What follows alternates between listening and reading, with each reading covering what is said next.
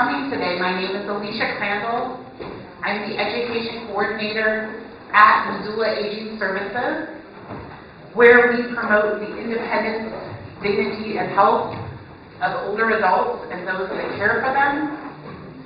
I also sit on AARP Executive Council, starting my 4th term. I'm so excited you're joining us today for the workshop conversation on driving in dementia. We have a really diverse group here today. This is a monthly volunteer in service for Senior Corps. We also opened it up to the community and have RSVP members here. So pat yourself on the back for getting here. I invite you to enjoy refreshments, which are compliments of AARP Montana. I also would like to thank MCAT, Missoula Community Access Television. They're filming this event today. I love it when MCAT comes out to film this event. We have a media assistance grant. What that means is for caregivers and people at home, they'll be able to watch this later on the MCAT channel or on our MAS YouTube page. So thank you, Mary, for being here. I also have to thank University of Montana, Montana Geriatric Education Center for the grant that we received to fund the Dementia Education Workshop through their Geriatric Workforce Enhancement Program. So, where's Terry? There's Terry. Thank you, Terry. Thank you. And where's Gail? Gail. And both Terry and Gail will wear many hats in our community, and you're about to learn more about those as we move on. And I also want to thank First Lutheran Church for providing space. Dementia-friendly Missoula. Patty, can you raise your hand? Patty woke us back here with Dementia-friendly Missoula Aging Services. Kathy Peterson is here.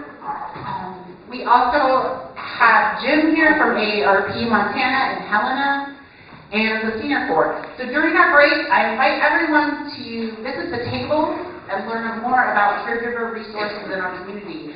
Most importantly, these are all organizations we all have different missions, but we're all here for the same reason today, which is to support caregivers. And on this topic, this is a tremendously complicated topic. It is not black or white. For some families, dementia and driving is a really easy thing. Mom or dad might say, I'm done driving. And for other families, guess what? It's not that easy. So my goal today, our goal, is that you walk away with some tools for your tool belt and some tips as you move forward. So it's my great pleasure to also thank our volunteers who are here today helping, and to introduce Lynn Maloney Cabrera with the Alzheimer's Association. Let me find Lynn's bio. Thank you for your patience. This is Lynn over here. In the purple, always wearing purple. So Lynn Maloney Cabrera is the Executive Director of the Alzheimer's Association Montana chapter. She traveled here today with Whitney, all the way from Billings. She's a Billings native. Lynn prepared for a career as a journalist here at the University of Montana, and then immediately began to work in the nonprofit sector. There she has remained these last 31 years, first in women's health care, then in service to people with disabilities for the last 13 years.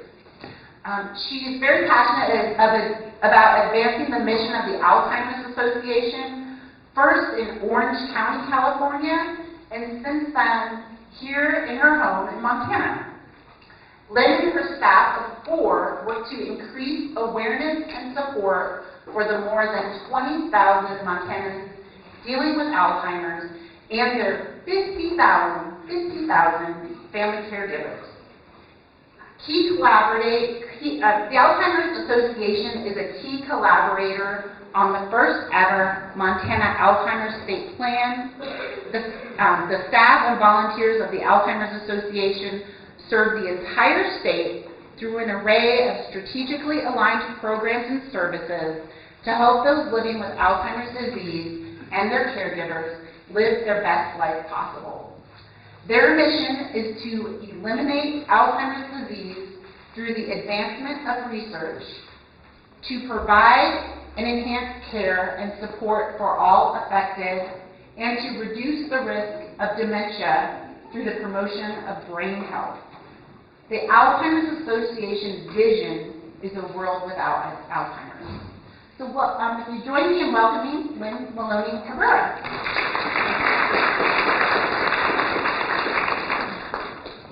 Alicia, thank you. Doesn't she do an incredible job? I'm going to be like Alicia.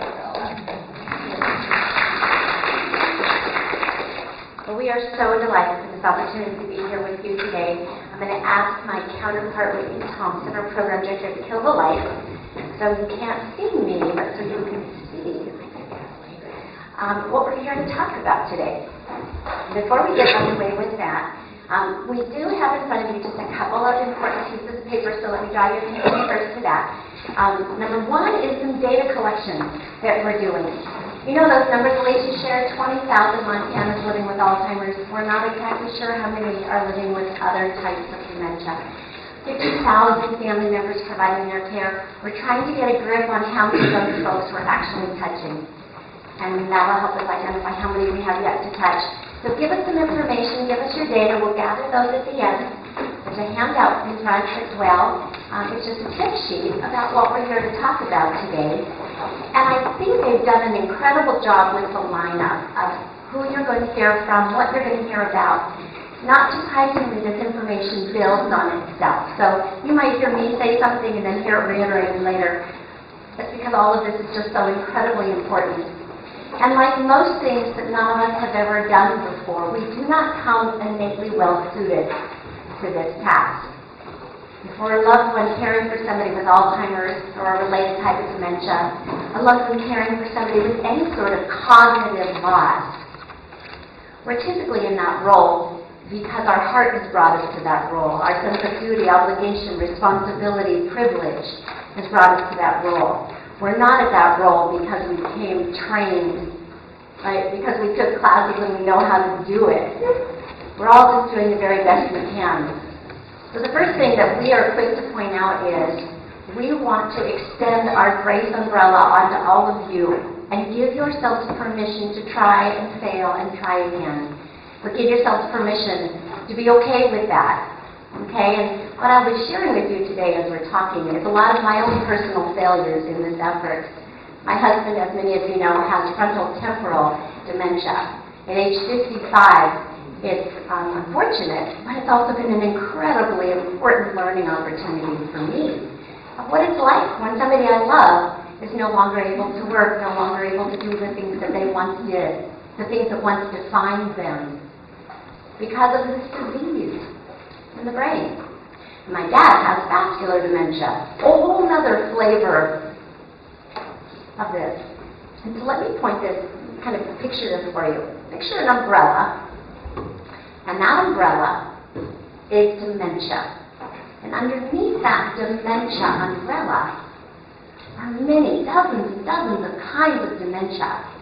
And Alzheimer's is the most prevalent type of dementia.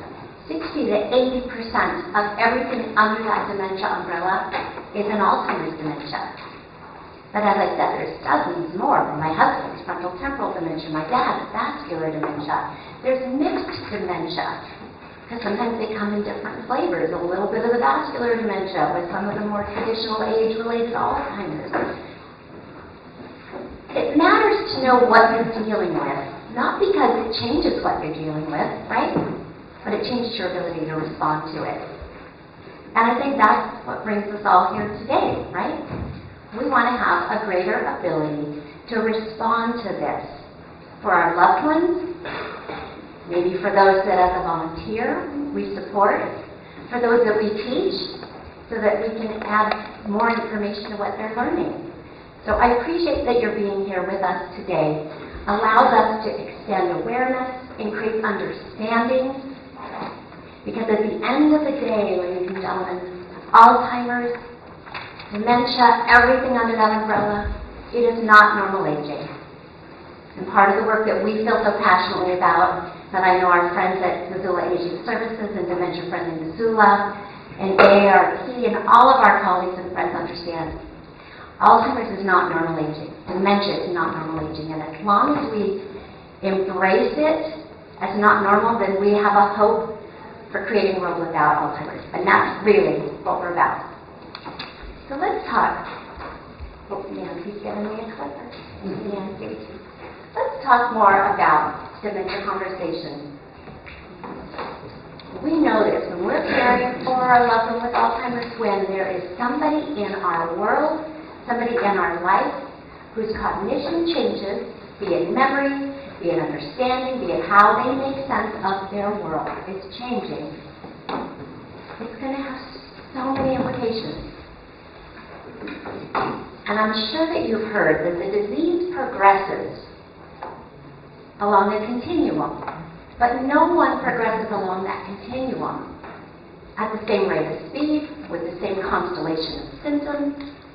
So really what we have as an opportunity is to understand as much as we can about what they might be experiencing, and then how do we prepare to respond to them, to always be meeting them where they are, be listening from a place of empathy and compassion, be listening not for what just is said, but for what is meant. And how do we prepare to have what are some of the most typical and most challenging of conversations when we're seeing changes in a loved one? So today, specifically in the next 45 minutes, we're going to talk about how to have those conversations about maybe we need to get you into a doctor and get an evaluation. Maybe you shouldn't be driving anymore. Maybe that's not safe. And lastly, how do we have those conversations about legal and financial considerations? Those conversations that are really important to have earlier in the disease process, when the person that we're caring about has the opportunity to influence those decisions and can be part of that conversation. So today we're going to talk a little bit about tips on how to break the ice. Not comfortable, right? These aren't easy things to talk about, period. And then you add these layers of nuance about diminishing cognition. How to plan ahead, how to build a care team, because this is a process, this is a journey. And the more people working together in the support of this loved one, the better the outcomes are going to be, not just for the person with the disease, but for everyone. We're going to, there's a couple of videos embedded. I'm watching the clock. We may or may not have time for the videos today, but Alicia has very kindly offered to share those videos later with you by email. And I know Gail Hutchins, who is a community educator for us here in Missoula, will also be sharing those videos later throughout the community. And then we want to make you aware of some additional helpful resources that you have at your disposal, in addition to all the things that have been shared here already today. So let's start at the beginning. How many of us have seen in a friend, have seen in a loved one, those early, maybe not even early, they've been going on for some time, but those concerns of like, damn, maybe Dad shouldn't be driving anymore. Maybe there's scrapes on the car. Maybe it's just abundantly clear that sense of direction is off. Maybe it's taking him longer to find the family get-together, right? Those are all red flags, right? And so often, well, let me just stop. How many of you have seen those little red flags in people you love, your neighbor, your friends, your, thank you. Us, right? All of us. And it can be so easy to let the days become weeks and the weeks become months as we say to ourselves things like, well, my sister lives close by. I'm sure she's keeping an eye on it. I'm sure she'll make sure that that's okay. Or, gosh, you know, Mom has always been so independent. This would really crush her. I don't want to take this from her. Or, we're just starting to notice some things. You know, I'm sure we've got time. You know, if it even is a problem at all, I'm sure we're fine. But it's not just us in the caring role, in the caregiving role. Because the person that has the disease or has the changes in cognition, the changes in memory, they're sort of complicit too, right? Because they're easy to let us kind of not worry about them. They don't want us fussing over them. They don't want them to be any sort of a worry to us. So they'll say things like, oh, you go on. You're busy with your own life. Don't worry about me. I'll be just fine. I got this. I got this all turned around. But, you know, that's because there's so many new buildings and businesses. I'm quoting my dad directly a lot. Or wait till you're my age. You'll just find things are harder than they used to be. It can be really easy to let those become the platitudes we tell ourselves while we're not addressing right what is under our nose, right? As the disease progresses in the brain, and it is a disease that damages the brain, but it's not just damaging some of the things that you might think, like memory. It is also impacting things like response time. And we all know you need to have pretty ready response time, right? I don't know about Missoula's traffic. Actually, I do. You need to have ready response time, right? You're not sure if that person's really going to turn, if they're not going to turn. Now, put a layer of cognitive loss on that, where response time is compromised, where visual perception is compromised, depth perception is compromised. All of those things compound, and now maybe confusion about the directions they're taking.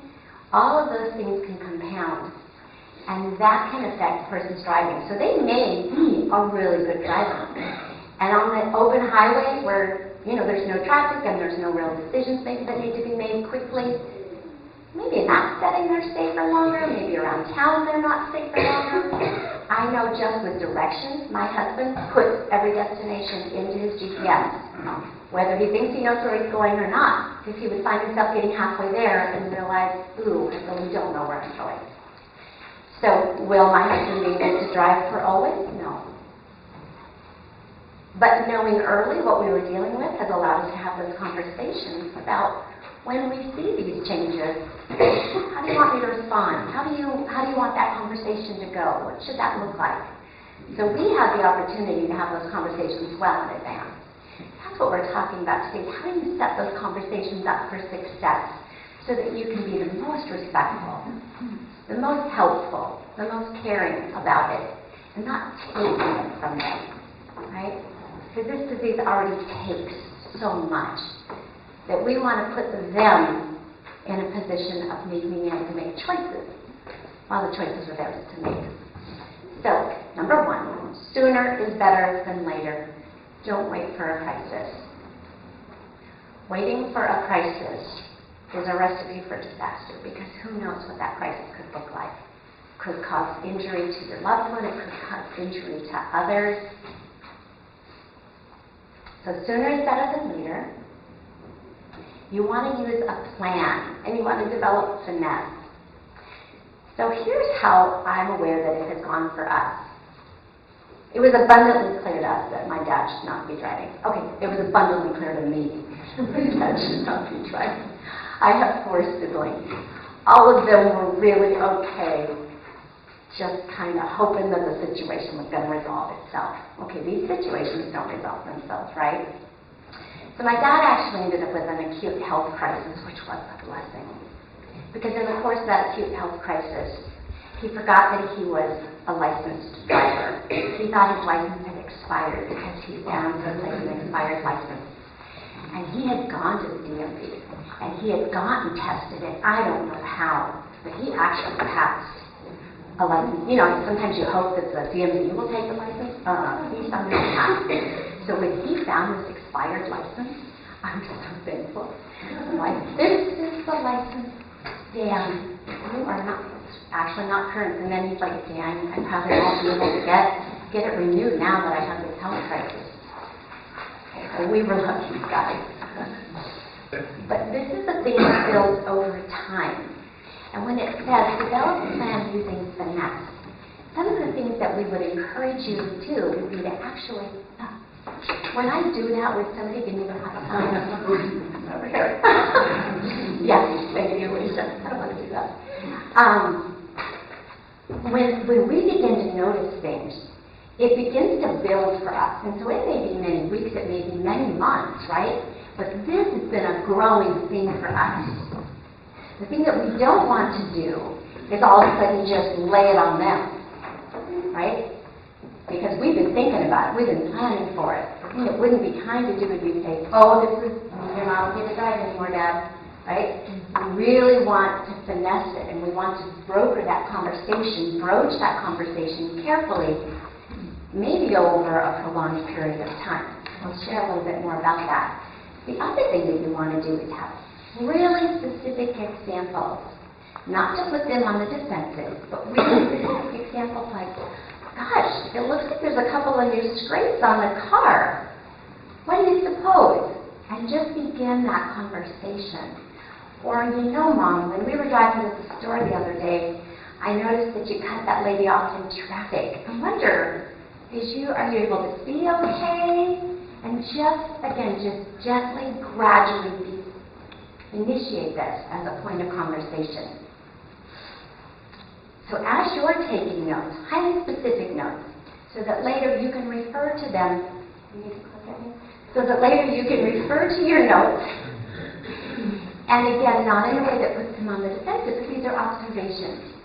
And not, you did this, but I was worried when we almost hit that car.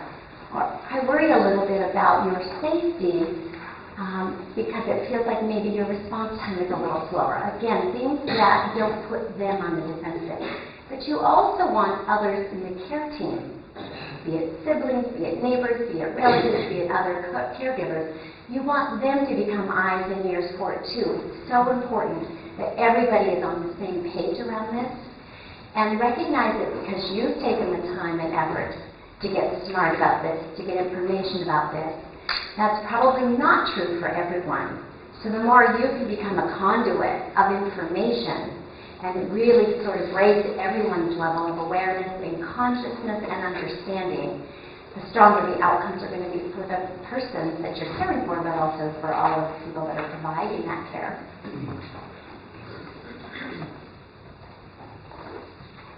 I have to come closer, but I can't see.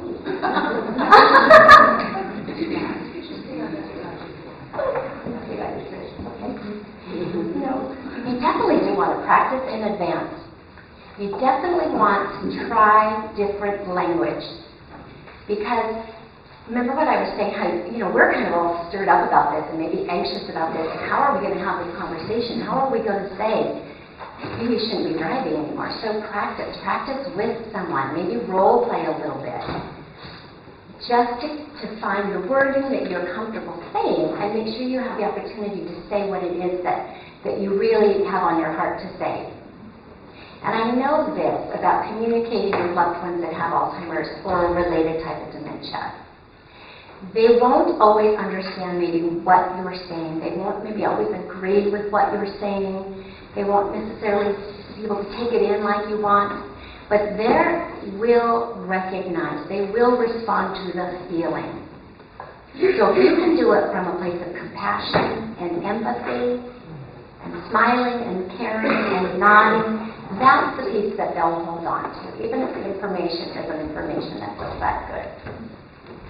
And then lastly, really choose, as we talked about just earlier, how you have the conversation, where you have the conversation. I know, for instance, with a loved one that I'm worried about, if I were to try to have this conversation with him about his driving, I wouldn't do it later in the day when he was tired. I wouldn't do it when he was hungry. I wouldn't do it if there was something distracting him.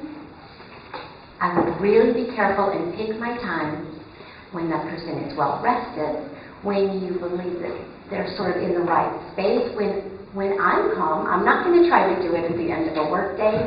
I'm not going to try to do it after I've paid bills. I'm not going to, to set the stage for success and recognize that it's more than one conversation. It is a series of conversations sort of gently moving toward that goal. So we're going to just quickly talk about conversations about going to the doctor. We're going to quickly talk about conversations about legal and financial, because all of those are tied up in this. And then we'll have just a little bit more conversation about the driving and dementia, which is today's topic. So what are some of the reasons that somebody might be reluctant to go to the doctor? You're a person that's living with Alzheimer's or related dementia. Their fear that they're going to lose their time that's up. Just like my husband was afraid he was going to lose his driver's license and stuff. But he voluntarily, finally on his birthday, decided, yeah, go get it renewed, and he decided on his own he was not going to do it. Wow. Anymore. And I'm sitting there, thank you. Because I see him a few days earlier driving when I was at work, and I'm sitting there, oh, no. We got to do something. And then he helped you by doing it himself. Were you able to hear that? No. Forgive me. I will not do that in the future. But Trish just quickly was telling us that her husband was concerning her with his driving, and then of his own volition, on his birthday, he essentially surrendered to you and saved you that. Instead of all this fear, anger, and stigma, just say to the person who has Alzheimer's, they go back to physical. Instead of saying, I'm going to check for if you have a dementia, yes or no.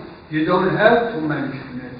Right. Just say it's your physical, and the doctor can check it out. So all this fear, anger, and stigma, they don't exist anymore. That's well said. Thank you. I mean, why create this problem when they don't exist? Hey, Pops, it's your time to go see the doctor for your physical. That's right. Shot, yes or no? That's exactly right. Thank you. And so, I'm sorry, your first name is? Sam. Sam. So as Sam pointed out, fear, anger, and stigma can be things that keep people from wanting to go to the doctor. It can keep our loved ones from being comfortable with that, because I'll tell you that we actually have research that supports this, that people who have cognitive loss, especially early in the process, are aware. They know. And so you maybe have heard those really poor jokes. Well, what does a person with Alzheimer's do? They don't know what's going on. It's like, oh, that's so cold and wrong. They know. And it is that fear. It is that anger or sadness that might keep them from really wanting to have that confirmed or verified. And there is still so much stigma around this disease. But because of people like you making time to come and learn about it and then help others understand about it, you are helping to reduce the stigma. So Sam, you actually beat me to the punch, because there's a whole slide that just talks about, here are some really good ways to get a person to feel okay about going to the doctor.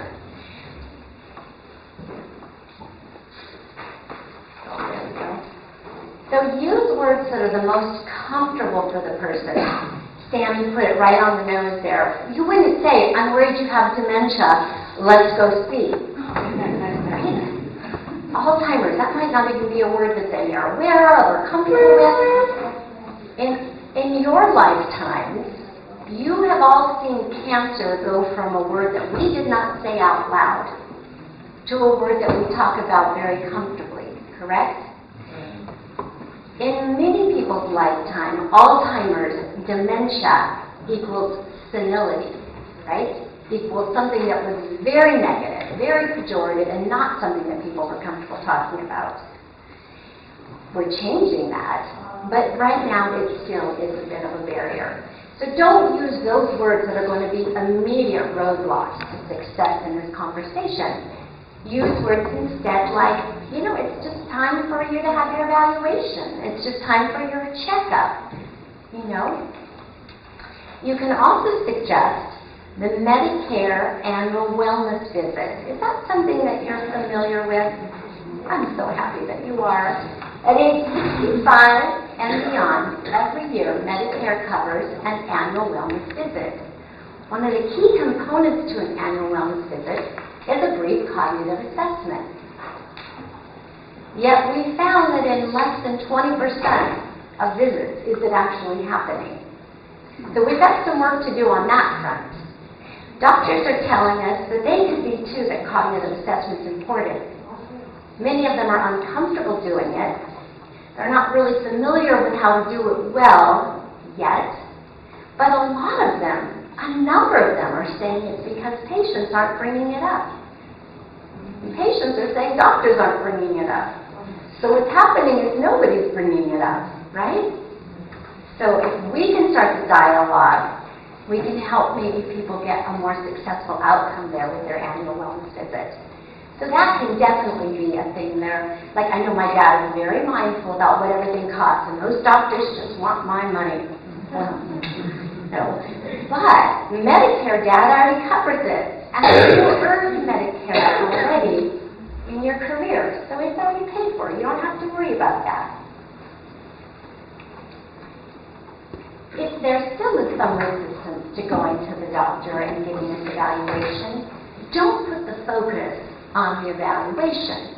Put the focus instead on, hey, let's go and get your annual checkup. And then after, let's go to lunch at that place that has those good cinnamon rolls. Well, that would be all it took to get my dad to go, would be those good cinnamon rolls. And maybe that's more where the focus is, more the energy is on, we're going to go and spend the morning together, right? When you go to the doctor, when you're there, it is so important that you have prepared well for that time. Because the very last thing you want to have happen is for you to show up, the doctor not to ask the questions that need to get asked, your loved one to be fully on their game, right? And this happens, and they're nodding yes to all the questions and responding really well. The doc's like, hey, you know, they've known this person for 10 minutes, and they're like, hey, he seems good to me. No, what you're not seeing are all the things that are making me so nervous. So we actually have a worksheet, and it talks about the 10 warning signs, like failure to be able to track appointments and things well, a loss of interest in activities that they once enjoyed, difficulty discerning day and time and season. And so to come well prepared for that appointment with this checklist gives the doctor a real 360 view of these are the specific concerns we're seeing. So you're not in that appointment and out of that appointment and don't have any satisfactory answers or information. You can also let the doctor know, or his nurse, before you go, that this is a concern, this is a chief concern, and so they come into the exam room prepared to have that be a focus.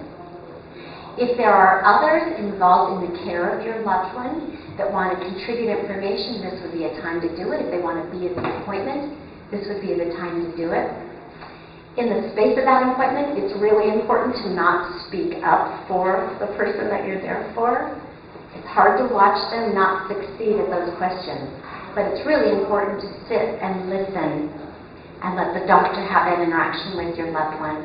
And then share information that's valid, but not speak for your loved one, right? So the last thing we're going to do is tell you why. But we don't call it a lie, we call it a therapeutic fib. This comes back to compassionate communication. I was really trying for a long time to get my dad into the doctor because I knew something was going on. This is a man that hadn't been to a doctor in over 60 years.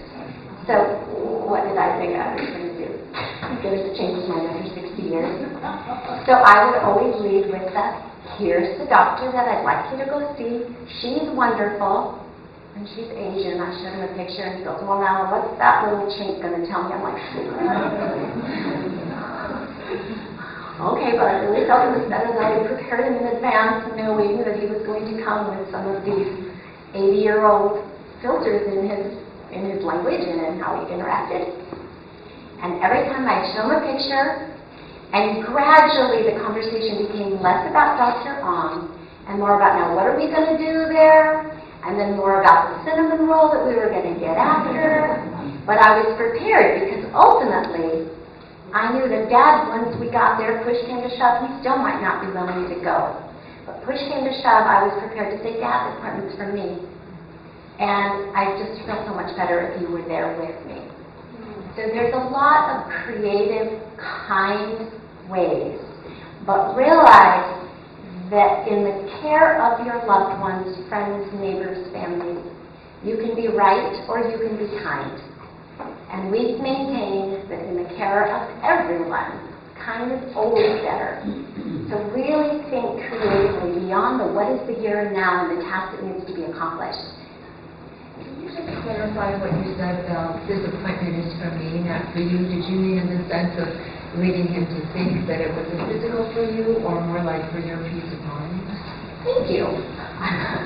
Thank you for that clarification. And the question was, did I mean this appointment is for me, not for you? Was that for my own personal needs as a patient or my own peace of mind as a daughter? Frankly, depending on how progressed your loved one is in the disease process, how they're reasoning, how they're rationalizing things, I would probably have the opportunity to play it out both ways a couple of different times, and you really have to be prepared for that. I have a feeling he would more respond to, this is an appointment for me, your daughter, I would feel better if you were there with me. But I could also do it the other way, and he might respond to that. So what you know your loved ones most well. You know what are those things that they respond to. You also know those things that are their triggers. And so while we do want you to come from a place of integrity and authenticity, we also know that you're going to have to read your loved one, read where they are in the disease process, read time of day maybe makes a difference, and really meet them where they are. Again, if visual cues are helpful, one of my brothers created a cheat sheet for my dad.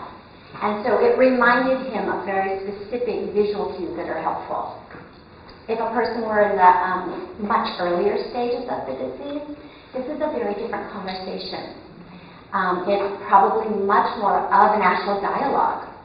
And there where you want to, let me go over to this. There where you want to do is if they're in the earlier stages of the disease and you really feel like this is a conversation that they are able to take part in, you want to poise the questions in ways that give them a chance to respond from their experience. So, for instance, I will say to my dad, tell me, did Grandma drive always? And that gives him a chance to reflect on, oh no, there was a long time there she shouldn't be driving.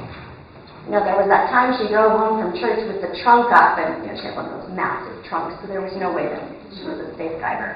But by introducing the conversation and setting it in a context where he can reflect from his own life experience, it gives me some kind of clues, some sort of insights into both his experience, things that I can ground our today conversation in, and things that later might be helpful, because this is more than a one-time conversation, right? So as we're talking about, maybe it's time for them to hang up the keys. Have you noticed accidents? Bless you. Have you noticed little scrapes on the car? Have you noticed bumps in the garage? Have you noticed maybe there's traffic tickets? Or if you're driving with them or following them, have you noticed that they've got what are clear mistakes in driving? I know that one doctor I talked to, she said, I always ask the family members, are you comfortable driving with your loved one? And the minute that your answer is not so much, she said, then that's the minute that you really need to take some steps toward no longer having them drive. We know that driving is, for all of us, our most significant rite of passage, isn't it? I mean, who can remember the very first time that they drove? I'm not saying when you got your license, the very first time you drove, right? Driving is literally our ticket to ride. And so the thought of losing that independence, that ability to just get up and go and do, that's a pretty significant thing. And it's a really definitive thing. So you want to plan ahead before you're in a crisis situation. You don't want to wait until something bad happens. If you're noticing scratches and dents on cars, begin now to broker that conversation. Again, express your concerns about specific changes that you've noticed. And don't put them on the defensive. You've got scrapes on the car. None of us are going to like that, right? But, I'm beginning to worry a little bit about your driving. Put it on you. Appeal to their sense of responsibility. If nothing else works, this is the thing that might work. And just say, gosh, I know how much you would hate it if something happened. We would hate it if something happened to you, but you would not be able to live with yourself if something happened to somebody else as a result of your driving. I'm sorry, I'm going to have this so we can keep on time. Because we know that driving is such an important part of our independence, of our ability to take part in our community, when you come prepared for that series of conversations, already have given thought to what are going to be alternative ways that you can still help them get to swim class, to the senior center, to volunteering for the Missoula Aging Services. What are ways that you are going to anticipate and meet them there so they do not become bound in their homes, bound in their places of where they live? If you have to, invoke an authority. So if you need to, and you can have your doctor support you in this, and they will, but not without some prompting maybe, say, oh, dang, it's Dr. So-and-so who says you shouldn't be driving. I wish you could still drive too, but Dr. So-and-so says it's just not safe. The DMV says it's just not safe. Here's your expired license to prove it, right? What you don't want to do is set up an adversarial situation. You want to set up a situation that really, again, is founded in empathy. How do I know this really sucks? Put yourself with them against the problem. We're going to figure this out. I'll be able to help you get to swim class twice a week. And, we'll make sure that you still have all of those options. So we know, again, that driving and the ability to drive, those are our options, those are our choices, those are our plans. So if we can deliver to them choices, if we can make this not be one more loss that they're experiencing, if we can give them options, that's going to allow them that sense of preservation. Now, all of that said, depending again how far they are in the disease process, for some folks, if there's a car and there are keys, they are drivers. So the keys are gone at your house. Well, yes. That's the way it is now. But, I had to take them and... So taking the keys might be an option, and they're lost. Shoot, where are those keys? Let me help you find them, right? I had a family that we cared for, and the mom would really go into a rage if she couldn't find the keys. And so, they didn't want to create that every day. So they gave her keys. The keys were always right there on the hook, but the keys didn't fit the car. Again, depending where the person is in their disease process, depending what their experience is, you want to always be able to respond from that place of resourcefulness. And because this disease is a progression, what worked yesterday might not work today. It might work this afternoon, it might work tomorrow. You need to have a lot of things in your toolbox. And that's also where there's so much value in coming together with others and getting their ideas. It's like, I tried that, but I didn't try actually removing the car from the driveway and selling it. Then, when Dad's like, where's my car? It's like, shoot, it's at the shop. We're just getting those snow tires swapped out. For the moment, for the day, for the whatever, that might work, right? We had a family that the dad always was the driver.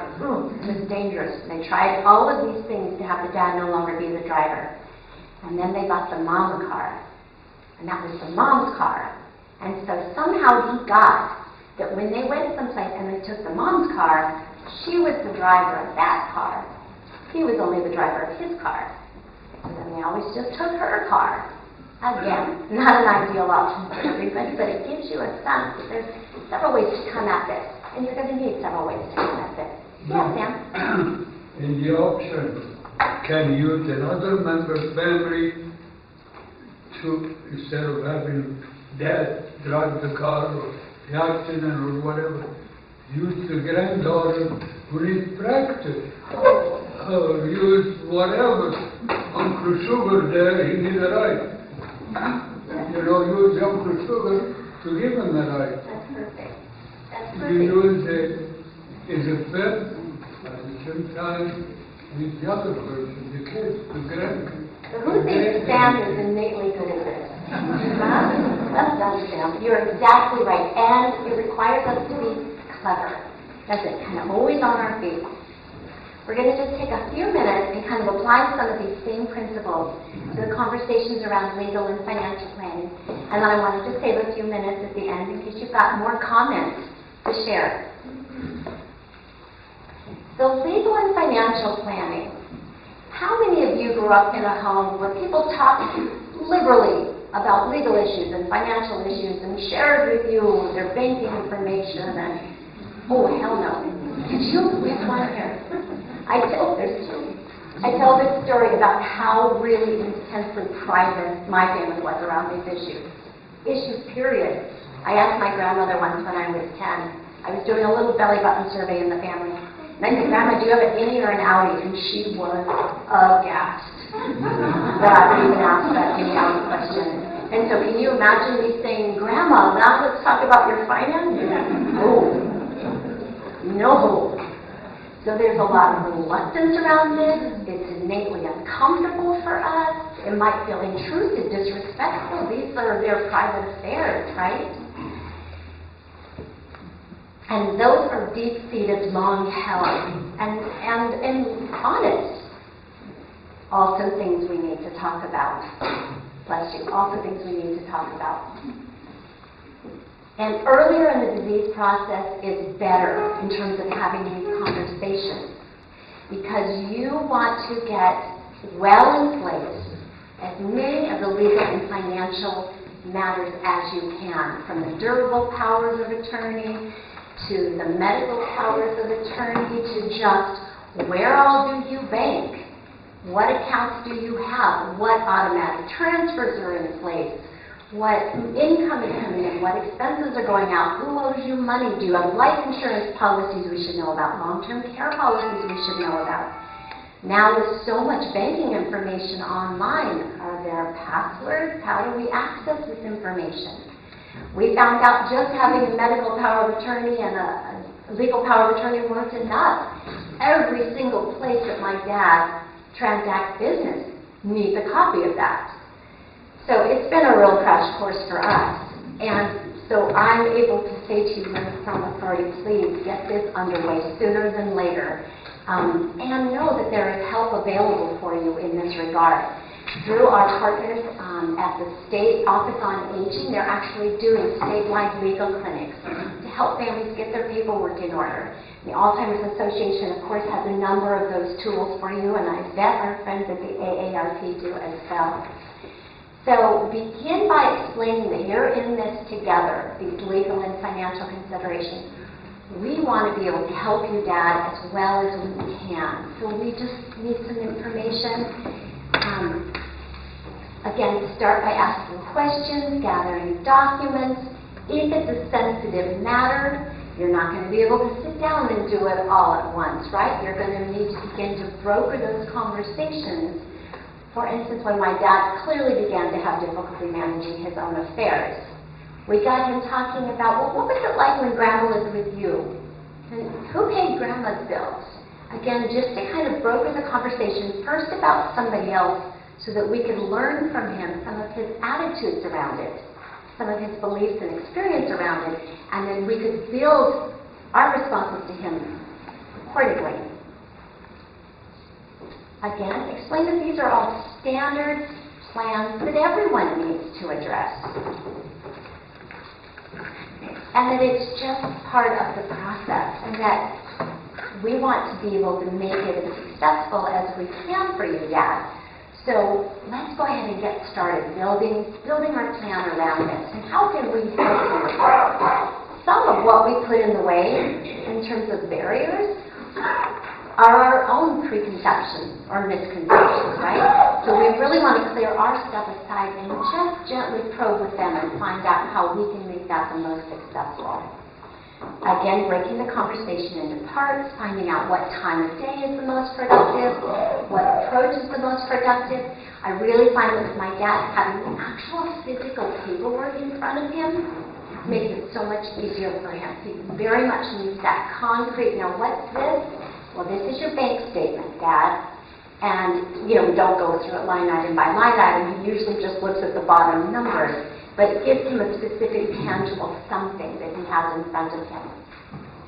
And then, as necessary, involve others. Here's where a financial advisor can be very helpful. A banker, if that's the approach that your loved one is familiar with. Bring in that expert, that third-party expert, a lawyer, because these are all individuals that come with that credential that will most likely be well regarded, respected by your loved ones. But they also bring that very important business knowledge, that legal knowledge, that financial knowledge that will be helpful. Cannot stress how important this is. We've seen so many families literally bankrupt themselves. And maybe some of them had resources that they just weren't aware of because they hadn't identified those early in the process when their loved one had the ability to share with them. At the end of the day, this disease is pretty all-encompassing.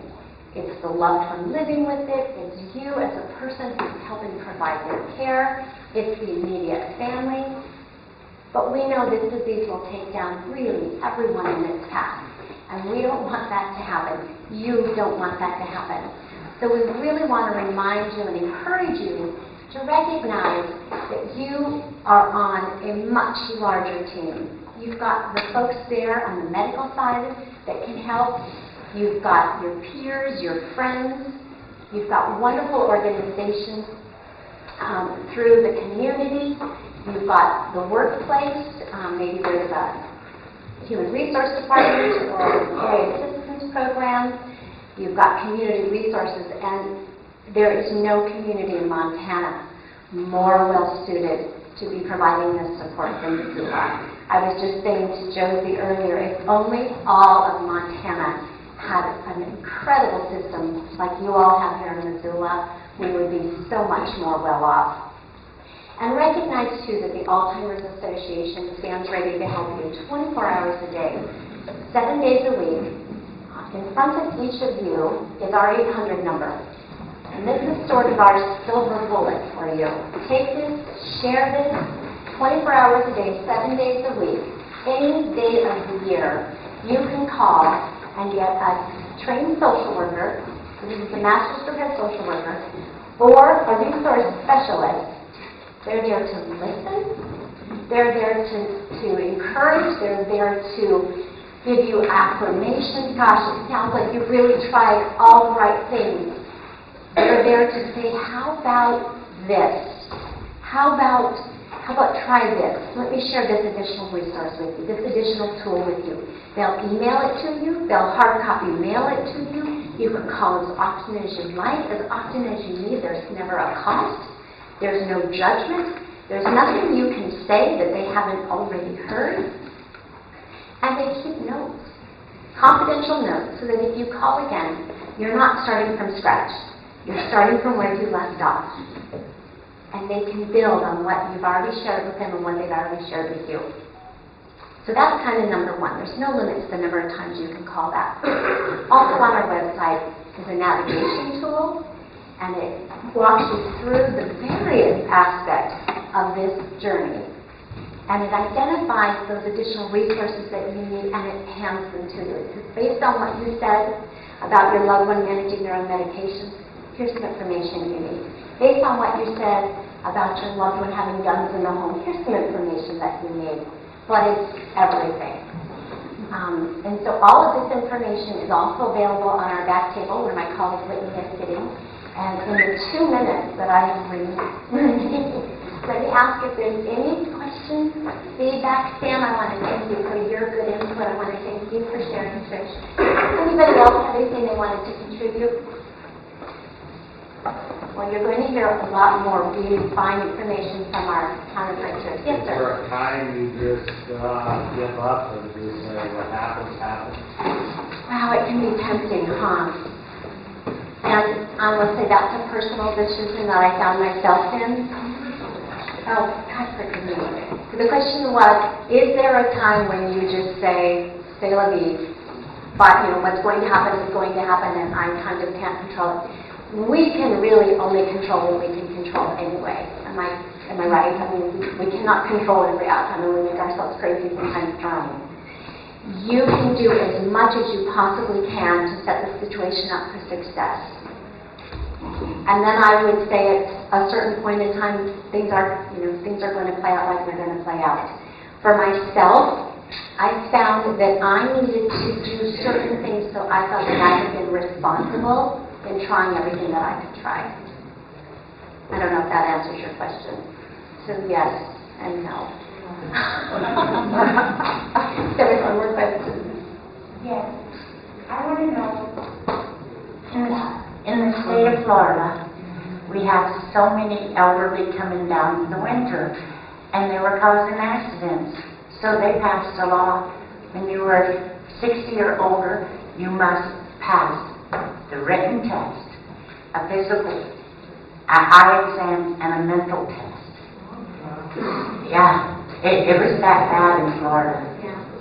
And it was that bad in Florida, and you can see why. I would be surprised if Arizona doesn't follow this suit. I would be surprised if increasingly more and more states don't follow that suit, because this disease currently has no way to be slowed down or stopped, and our population is aging. And while Alzheimer's is not normal aging, did I say that already? Not normal. Age is the greatest risk factor. So as our state, and it is aging, we're going to be soon one of the greatest states in the nation, that I had not heard about the legislation, but I can certainly see where there's merit in it. We have time for one more comment. Oh, good. It'll be mine. I just wanted to add some more to his question, because sometimes you just have to accept that you've done everything that you can, and I have a really good home that ended up in a memory place here in Missoula, and that was the hardest choice. That is the hardest choice, either a memory place, a hospice place, or a hospital, because you and your family are unable to. You reach a point where you just can't. Yeah. And it's not your fault. I appreciate that. I appreciate that feedback very much. And we recognize that it is a very isolating journey. Being in those shoes, being in any shoes, it's a very isolating journey. Please know that you're not on this road alone. You've got incredible support here in Missoula. You've got the Dementia-Friendly Missoula folks, you've got the AARP folks, you've got the Alzheimer's Association. We're here to help. And you've got each other.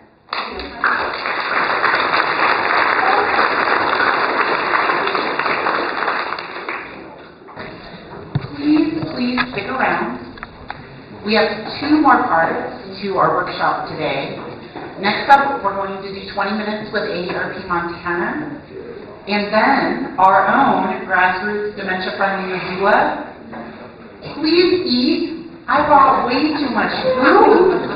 Have second cookies, yogurt, there's oranges, coffee. Also, there is school going on in this building. So if you would like to visit, please do so in this room or outside the building, but not in the hallway. Because we want to be respectful of the school. Let me see, do I have anything else? Okay.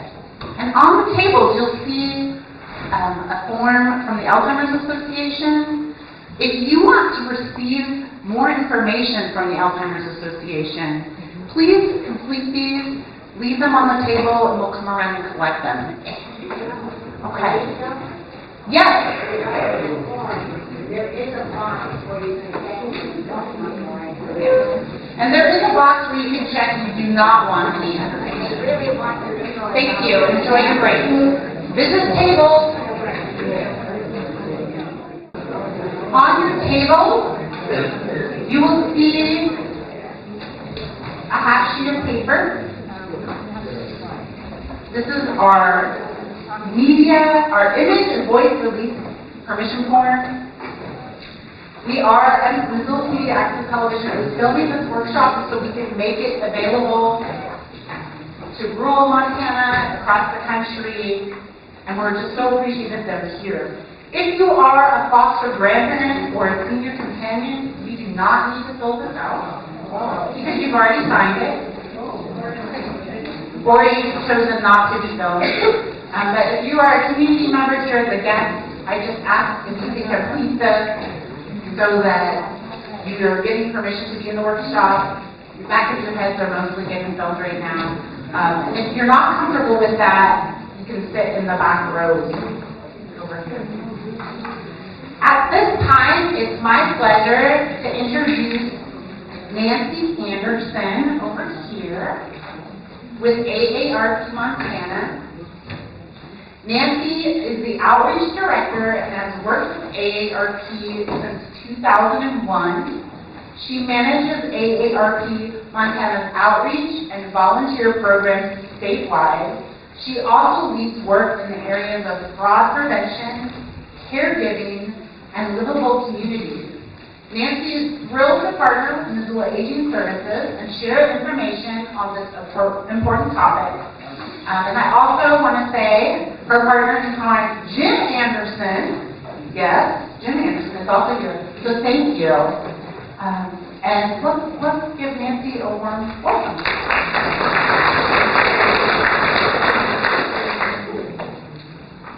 Thank you so much. It's really a pleasure to be back with the Missoula Aging Services Group. And I've spoken to the Senior Corps of Volunteers before, and I really enjoy sharing information with all of you. So I am going to take a little pivot this morning, and my presentation is going to be slightly different than I had originally planned. And the reason is because much of what Lynn reviewed was what I was going to go over. Now, I was going to address driving and having those tough conversations just with older drivers, period, not with those with special dementia challenges and disease issues. But really, it's much the same. And I'll make a couple of points that I would just like to emphasize at the end of my presentation. But before that, I think one thing that AARP does really well is provide resources and services. And so we've got a lot of great information up here at the table, but I just want to go over a little bit of it with you so that if you didn't stop by, you'll know that it's here. I can always make it available to groups or individuals if you don't pick one up today. So you all may be aware of our safe driving class. It's taught by volunteers, taught all around the communities across the nation. And it's a very reasonable price. There's a price for AARP members and for non-members. You can take it in the classroom, or you can do it online. Now, typically, when you've taken this class, you get a certificate that lasts for 3 years. You take that certificate to your insurance company, and by law, in Montana, your insurance company must give you some kind of a discount for taking that class. And the discount lasts for 3 years.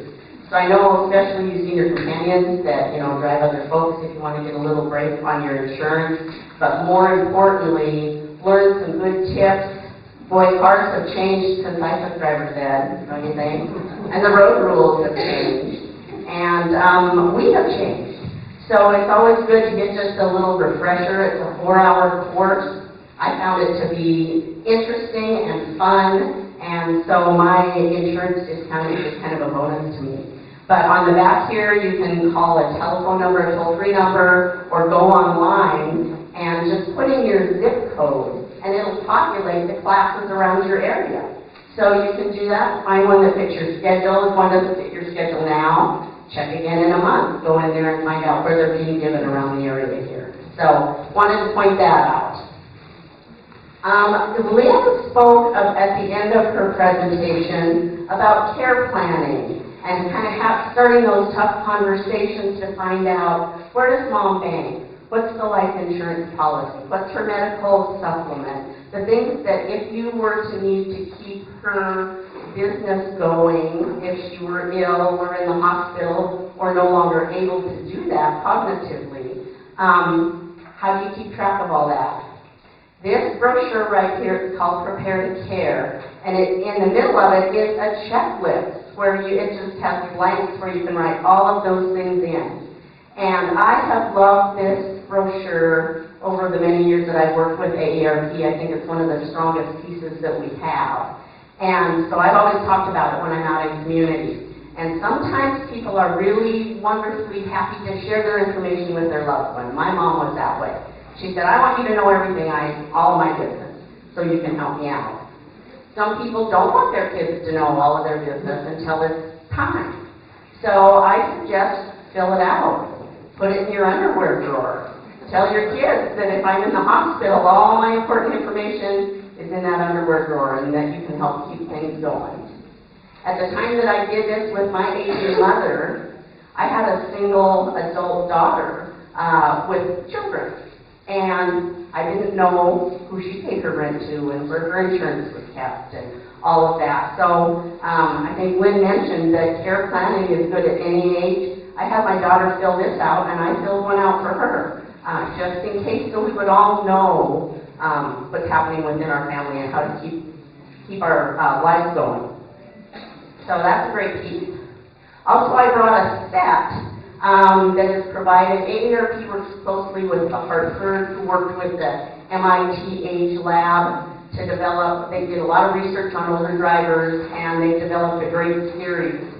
The final one is the one that I'll be talking a little bit more in detail about. But I wanted you to know that these were available up here too. And if any of you work with groups and you would like those made available for your groups, I'm happy to ship at no cost, however many you need. So this particular one is called At the Crossroads, Family Conversations About Alzheimer's Disease, Dementia, and Driving. So how appropriate is that to today? So that's up here and it's up at our table. Additionally, this is a good one. Lynn talked a little bit about sometimes when you'll see the doctor might say that you need to have a comprehensive evaluation to continue your driving. So what does that mean? That can be a scary thing for folks. This is a guide to what that comprehensive evaluation would be. And so people can be prepared before they go in, and it's their driving abilities. And there are groups that do that. So this would walk people through in advance so they wouldn't be caught unaware. Another one that I really like, I guess just personally, is this one. It's a widow's guide to buying, selling, and maintaining a car, which sometimes we're thrown into that situation. Maybe our husbands have taken care of our vehicles all our lives, and it's kind of new ground for us to break. So I love that they break things down here for those of us who might be taking that over for the first time. So with that, I'm going to speak about we need to talk. Now, I think I provided one to everyone. I ran out, there were a couple in the back that I ran out of spots. So if there's an extra one in a place where someone's not sitting, it looks, Alicia, like there might be one right there. And I'm happy to share this one as well, back in the back.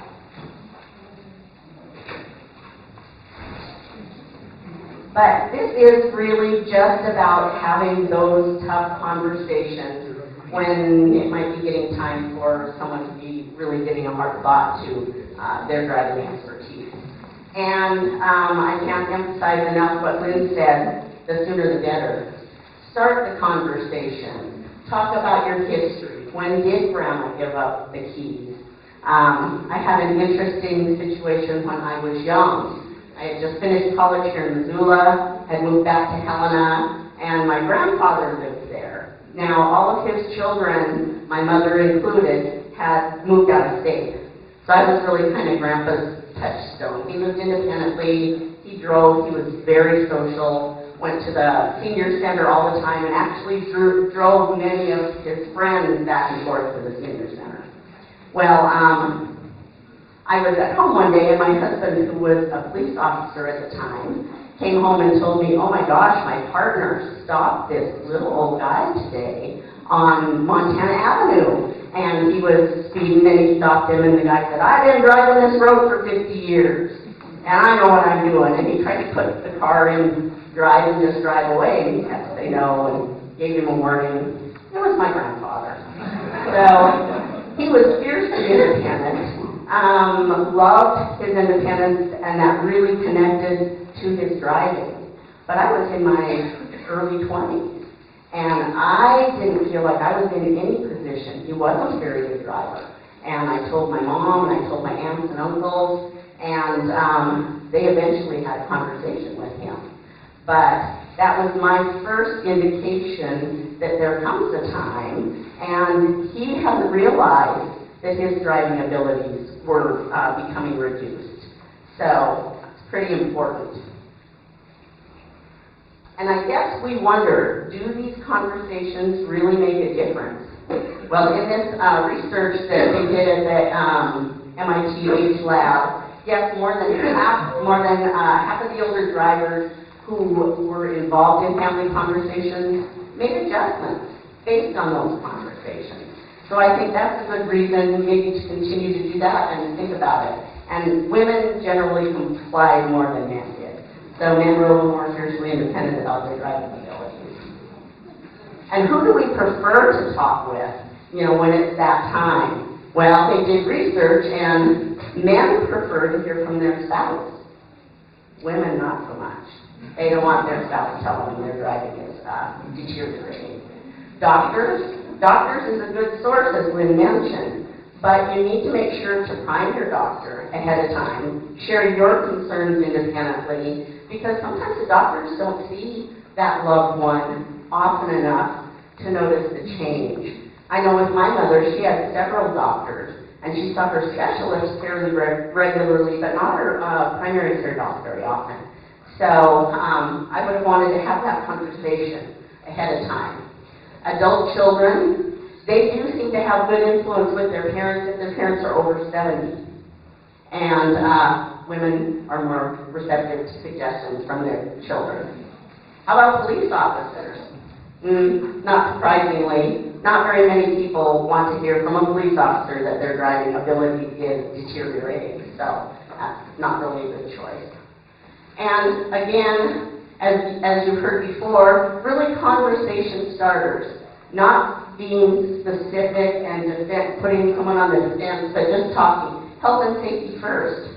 Driving isn't what it used to be. The traffic is different and our vehicles are different. And did you hear about the car accident in the news today with that elderly person? That was terrible. And how did Grandpa stop driving? And then to use circumstances to spur the conversation, just like Lynn said. I'm glad you cut down on your night driving. Should we think about other things? Boy, that was a close call yesterday. I worry about your safety. I'm not sure I should let the grandkids ride with you. I feel a little uncomfortable with that. So get the facts, observe the driver, discuss concerns with the doctor, investigate alternatives. Make sure that during this kind of transition, you're presenting some alternatives.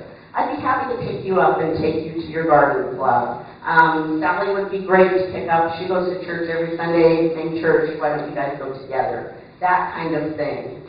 We at AARP have a volunteer who's been with us for many, many years, and she's wonderful, but she's got to the point where she doesn't want to drive at night. So the other volunteers pitched in and said, Marge, we'll pick you up. We want you to still come to this activity, but we'll pick you up. So always think about that with your friends and your loved ones. And be supportive. It is our ticket to ride, and it's our independence, and it's difficult when that's coming to an end. So always help the older adult to find alternatives, figure out the bus system. We have a dial-a-ride system in Helena. I think you guys have much better public transportation here. So investigate that, figure out if that's a good alternative. Also now with some of the ride-sharing apps, those are a little bit nicer than, and a little less expensive. And point out, it's expensive to own a car. To get the insurance, and even if it's paid for, and the registration, so you could save a lot of money if you didn't have to keep this car. And I remember my mother paid for parking at her assisted living for a number of years. She wasn't driving, but she didn't want to give up that car. So that was really an eye-opener for her. And start the conversations today. The earlier, the better. It's always good to just start planting those seeds. We all know, I think, in this day and age that we're not going to be able to drive forever. It's easier to take it more for granted here in the sleepy roads in Montana. I just moved back to Montana from Las Vegas. And yeah, that was where my mother voluntarily gave up her keys. She said, no, 510, no more. You just come get me. And we did. So it was great. But I wanted to point out the 4 different pieces. I have all those up here at my table. And remind you about the Safe Driver course. It's really a great class. It's taught by volunteers. It's a lot of fun. It's only 4 hours. There's no actual driving test. There's no written test. Just by going through it, you get certified. You get the information that you need.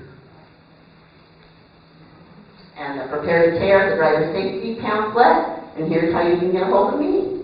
So with that, I've saved a little time, and we can turn it over to the rest of the program.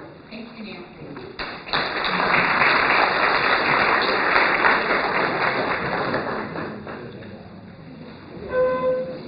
AARP is an incredible resource across the country. I encourage you after the presentation to come up and visit the AARP table or some of the other tables that are set up that you didn't make your way to during the break.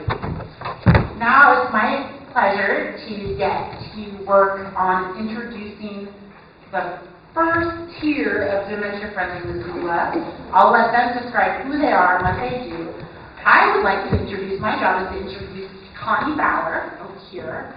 Connie has been a caregiver, now an advocate, and is a semi-retired occupational therapist with a particular interest in helping elders achieve their best ability to function in the community.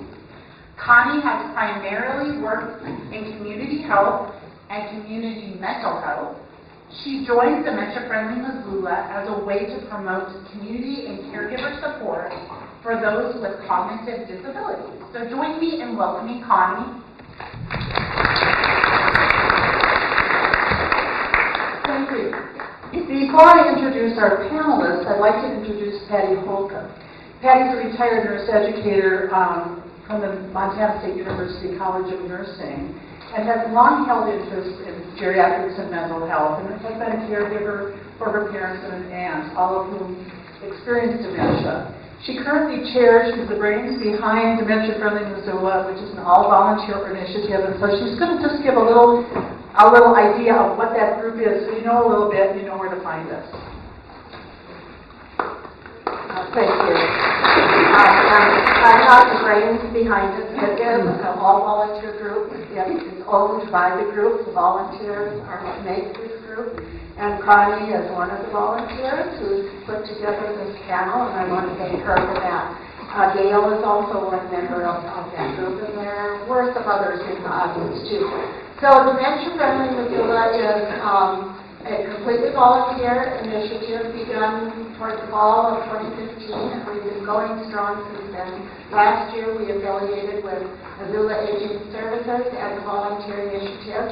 And our goals, I'll just mention them, are to raise awareness of Alzheimer's disease and related dementia, to inform and support adults living with dementia and their caregivers, and ultimately to help Missoula adopt dementia-friendly practices among various sectors in the community, businesses, restaurants, the healthcare continuum, faith communities, public office, those sorts of things. How to adopt dementia-friendly practices that will allow people with dementia to have meaningful participation in the community, stay active in the community for as long as possible. And just recently, we also realized that this goal of ours ties in very nicely with some of the potentially modifiable risk factors for dementia. So I won't take any more time.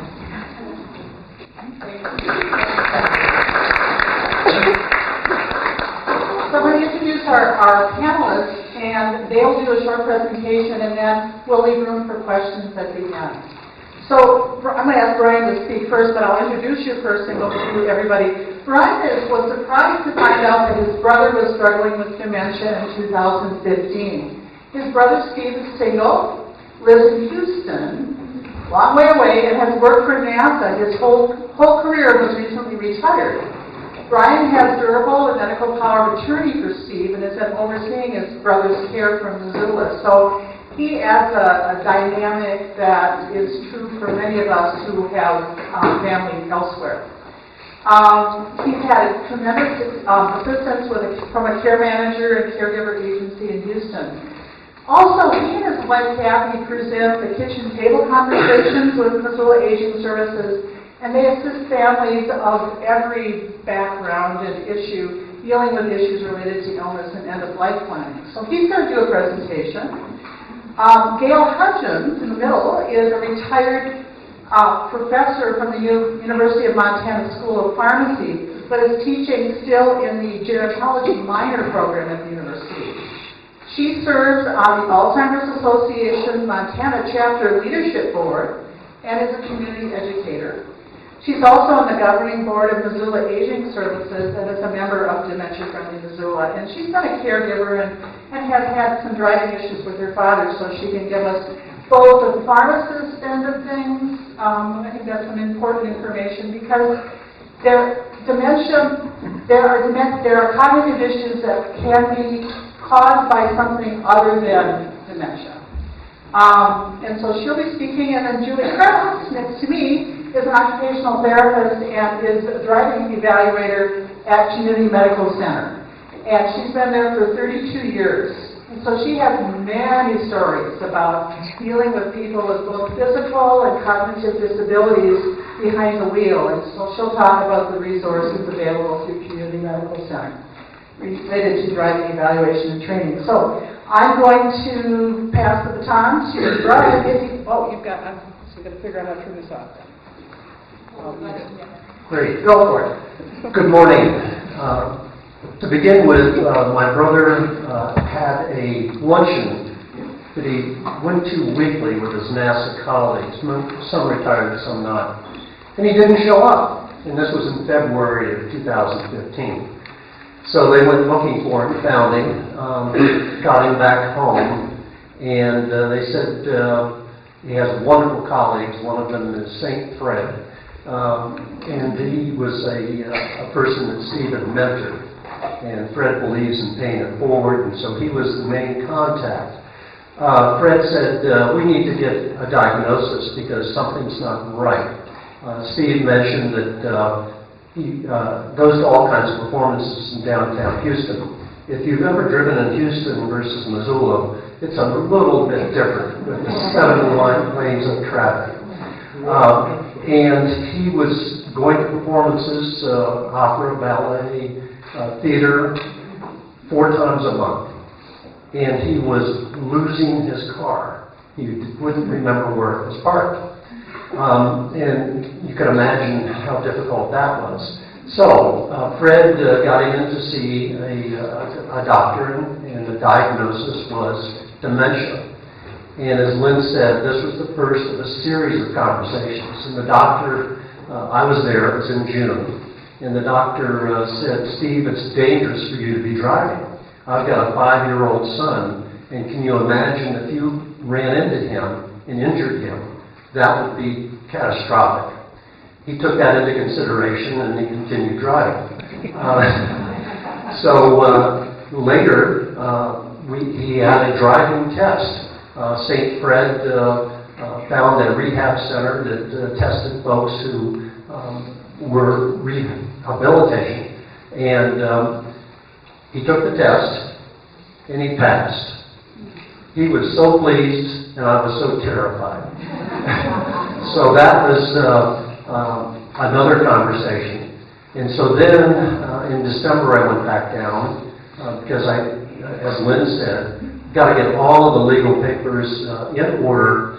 And one of the first questions I said to this elder attorney was, is Steve competent to sign these papers? And he explained to me why he was at that point. If we hadn't done that in 2015, I would be up the creek because it was so important. So during that conversation, he did his will, he did his durable power of attorney, and the medical healthcare power of attorney, advance directive, and that was great. And then he said, Steve, you have to stop driving. And Steve said, why is that? And he said, because you're a danger to yourself and to the community.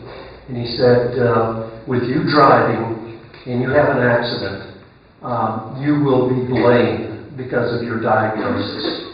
And he said, the thing that's going on with you now is you'll have an accident and seriously injure someone. And you know what? Tomorrow morning you won't remember.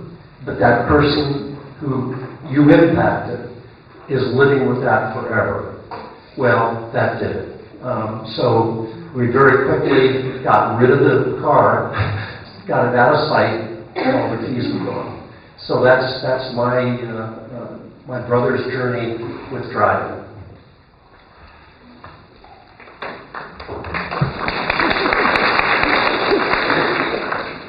Do you want me to talk a little bit about my experience with my dad and then go into the other? I'm kind of a two-parter here.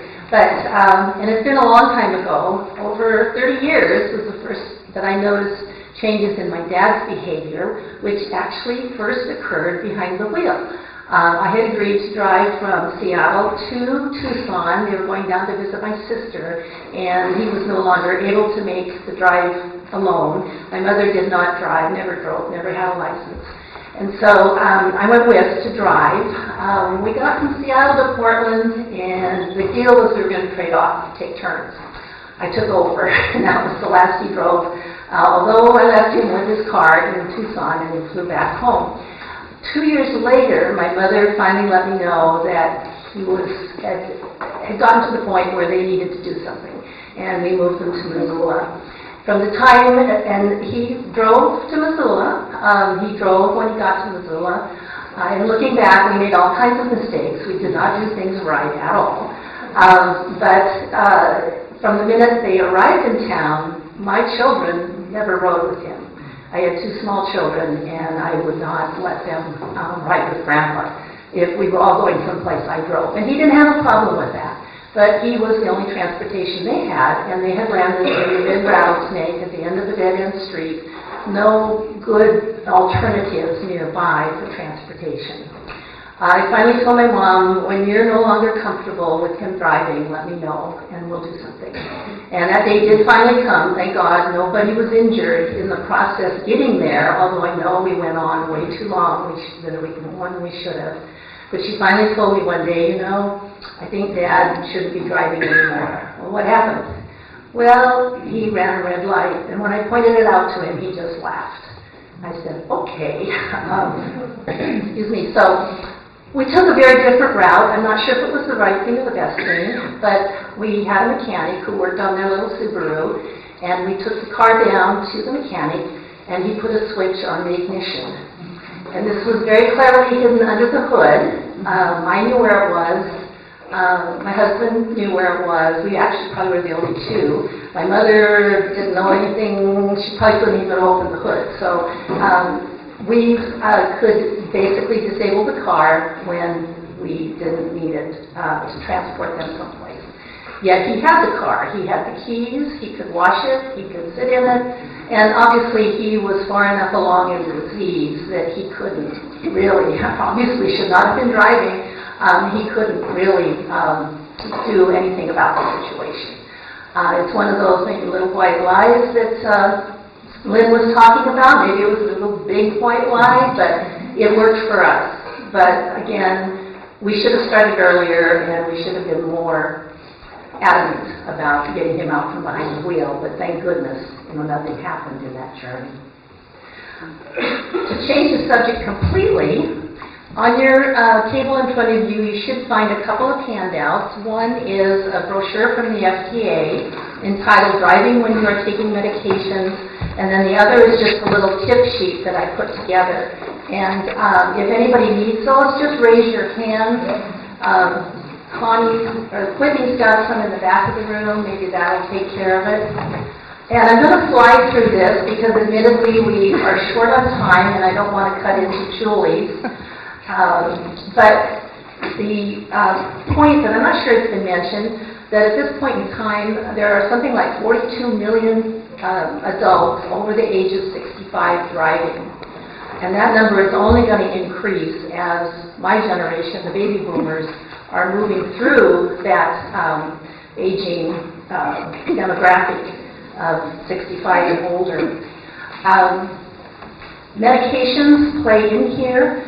As what Connie mentioned, medications alone may have a tremendous impact on one's driving. And then if you do start to combine medications with cognitive changes, you have even greater impact. Again, just a couple of fun facts. In the surveys that have been done, over 50% of adults over age 65 are taking 7 or more medications at one time, at the time. 25% are on 11 or more, and we even get up to 10% are taking 16 or more. Now, medications here are very broadly defined, so this is prescription, this is over-the-counter, those things that you can buy in the grocery store or the pharmacy without a prescription. These are the minerals and vitamins and herbals and dietary supplements and all that other stuff that people take. And I see very well, what some people's lists look like because I do stepping on for a couple of different teams here in town, and we do medication reviews. I may have even reviewed some of your medications over the years, and I see their lists, and I know, the numbers of non-prescriptions and herbals and things. All of those are drugs, and all of those can have an impact on your driving. To just touch really quickly on a few points out of the brochure, mine's unfolded, but it's the brochure here. There's a list in there of what medications can affect your driving. Didn't get them passed out up here. And it's quite a long list. I would add a couple more things to that, besides the allergies, anxiety, cold, depression, long list. Sleeping medication should be on there. I'm not quite sure how they missed that. And then, as we'll talk about in a minute, stimulants. Anything that actually serves to make you more alert. While it sounds contrary that would impact your driving, it can. And we'll come back to that shortly. Some of the things to look out for when you're on medications are that little list in the next column.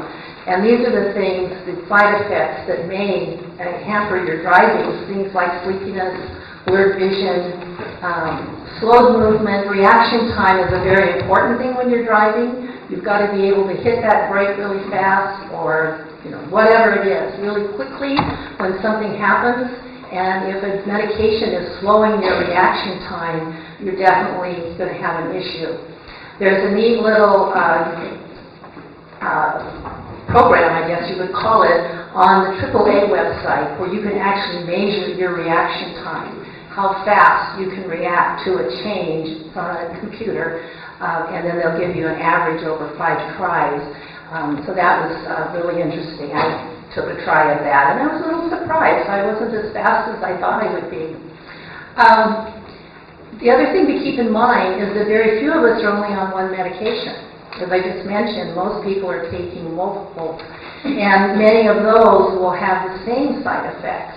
So you might be on, let's say, an antidepressant, you might be on something for sleep, and you might also have allergies at this time of the year, so you're taking an allergy medication. All of those have similar side effects, and those compound each other, so they add up, and you can have even more, they can have more impact than each one would by itself. A couple of other things in that column entitled, "Can I still drive safely if I'm taking medications?" The answer is yes, and there's several things there that one would do in conjunction with their prescriber, whoever that might be. So, doses can be adjusted, timing of doses can be adjusted, so that if you get drowsy immediately after you take the medication, but you're fine at other times of the day, then that might be a medication you take at bedtime. You might be able to reduce the dose or replace it with something non-medicinal, diet, exercise, some other type of therapy. And then sometimes there are options. There may be a medication available that doesn't cause as much drowsiness or maybe none at all. I'll let you look at the rest of that on your own and flip over to the tip sheet that I put together, and we'll take a quick look at that. making sure that your prescribers, and I would also include your pharmacist, knows about all the medications you are taking. The time to be most careful is when you're starting a new medication or the dose has been increased on a medication, because that's when you're likely to experience side effects, including that drowsiness, dizziness, tiredness, whatever it might be. That's at least probably several days that you should wait and observe and see how you're going to react. And then if you do have drowsiness or some side effect that might impair your driving, give it a week. And it might be more than just 1 week, it might be a couple of weeks, but it may wear off. Sometimes those side effects do wear off as your body adjusts. And you may not actually have to worry about it after a period of time, but you do need to give it some time. Read your labels carefully. If you get a prescription and it has an effect on to cause drowsiness or dizziness. These are medications normally. Again, if we go back to that little list in the brochure, we're talking about conditions and situations usually where the brain or the central nervous system is involved. And so medications that affect the brain are going to be the ones that most likely are going to have the dizziness, drowsiness types of side effects. Now, there's some exceptions to that, but that's a good general rule. And if you see that warning about drowsiness or dizziness on your prescription bottle or on your over-the-counter label that you're looking at, then you need to proceed with caution. And not only be cautious about driving, but also about falls, because it also pertains to walking. If you're dizzy, drowsy, tired, you can have a fall very easily. A couple other things to just keep in mind. Many of us are on medications for blood pressure, high blood pressure, and they work usually well. Sometimes they work too well, and if your blood pressure goes too low, you can get into dizziness and even fainting spells. Similarly, with diabetes and blood sugar, if your medication is working too well, you can get into low blood sugar and have confusion and lightheadedness, dizziness, that sort of thing. All of those, of course, would be detrimental to driving. And as I mentioned earlier, stimulants such as caffeine, and that's excessive amounts of caffeine, probably not our usual amount that we might consume in a cup of coffee or a cup of tea, but if we've had 5, 6, 7 cups, and then we jump on the car and hit the road, we may be so jazzed up that you just can't concentrate well, can't pay attention to the fine details, may miss some important things that you need to observe if you're driving. I did include a little section there specifically on medications used to treat dementia. They aren't as bad as some, but we do still need to be careful with those huge word here now, acetylcholine esterase inhibitors, which are the Aricept, the Exelon, the Razodine. These are the drugs used in early Alzheimer's or other dementias to try to improve memory. Some of the side effects are similar to what we've been talking about, plus the problem that some people's hearts may go really slow, they have slow heart rate, and get into fainting spells with those. Everything else I have listed there, the Namenda, which is another drug used for Alzheimer's, as well as antidepressants and tranquilizers are often prescribed, have those effects on the brain, so we have difficulties with the drowsiness, dizziness sort of thing. And these are pretty significant effects. There's been some studies done that show that those side effects of these medications may be equivalent to what we would consider lethal intoxication or a blood level, alcohol blood level of 0.08. A single dose of diphenhydramine or Benadryl, which is a potent older antihistamine, is equivalent to lethal intoxication, at least for some people. So you do need to be extremely careful when you're dosing. Now, one nice thing about that is we have some newer drugs like Claritin and Allegra, which have a lot less drowsiness associated with it, so you can use those. The other unknown here in the equation is alcohol. And when you throw the alcohol, or now medical marijuana or recreational marijuana, cannabis, in on top of your medications, you're definitely compounding the situation. And again, increasing the risk of an accident. And just to end on a really high note here, depending on state law, you can be charged with a DUI, driving under intoxication, just solely on prescription drugs, if you're noticed to be driving haphazardly or illegally and get pulled over. Montana is one of the states that has that law against drug driving, and so you do need to be very cautious from that standpoint as well. The AAA does have the fact that almost 50% of fatal accidents involves prescription drugs. So it's not just the recreational drugs or the alcohol that we're concerned about, but it's clearly prescription and others as well. And with that, I will pass to Julie.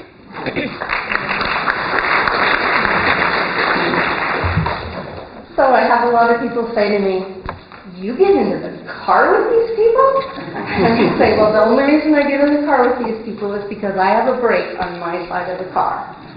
So that helps. So at Community, we do a comprehensive driving assessment. That's a two-part. And initially, we have people come into the clinic, and I do some testing in the clinic. And then if all goes well there, then we will do a little trip on the road. One thing to know is that they have to drive in the hospital vehicle, which can be very difficult for some people because they're so used to their own vehicles. So that causes a little bit of stress for people, but I would make sure I give them time to adjust to that. As far as, and I'll tell you a little bit more about what we look at, but the cost of doing a driving assessment at a facility like mine is a bit prohibitive because it's expensive, and Medicare does not pay for driving assessments because they do not believe that it's medically necessary. And unfortunately, a lot of the other insurances follow suit with Medicare. So we know that they are not going to get paid for. We encourage people who have supplementary insurances or private insurances to call ahead of time and see if they will cover that. If not, we have our clients sign, it's called an ABN form, that they will be responsible for the cost of this evaluation. And just to give you an idea, it's just under $500 right now. So it is pretty expensive. Are there alternatives? People can go to the DMV if they happen to have a license that's been expired or revoked from your physician. The DMV in Montana is the final say about driving in the state, which I don't necessarily agree with, but that's how it goes. So when people come in to see me, we do a series of tests on visual skills. All right? I'm really quick to tell people that I'm not an ophthalmologist. I'm simply screening visual skills like acuity, depth perception, peripheral vision. There are minimum standards for each of those, and one of the big ones is the visual acuity. Your vision needs to be at least 20/40 for you to be out on the road. And yes, there have been many times I've had people that couldn't even see the letters of 20/50 driving. What do I do when I see that?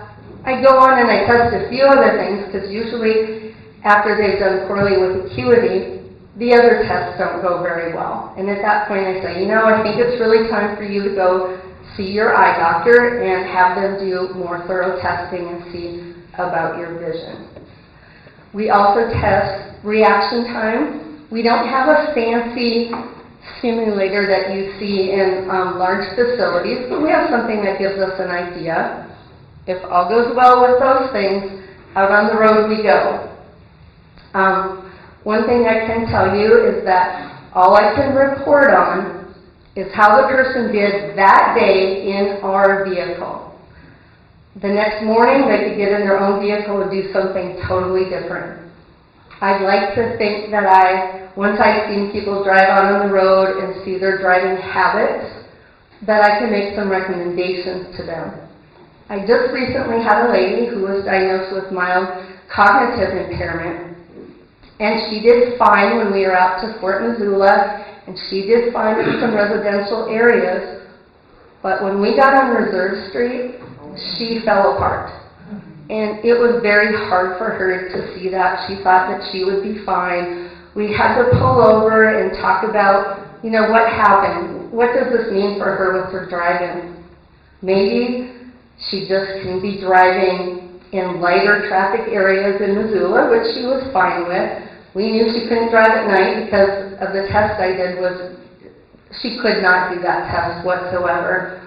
Maybe not drive in the busiest times of the day, and limit the places she goes to. And she didn't have any trouble with any of that. So I wrote all those recommendations in my report and sent it to the physician. And they're going to have a conversation about it. So I do my report, send it to the physician, and they have to have conversations with their client about that. One of the things I do, Kanya, or can you hand these out? When I have somebody that's diagnosed with mild dementia or mild cognitive impairment, I use this sheet of warning signs that is done by the Hartford, and it is in the Crossroads little brochure that Nancy has up here, and it talks about all those things that as family members, if you see these things happening with your loved one, it is probably time to have that conversation with the physician. There are two things on this sheet that they say people should immediately stop driving.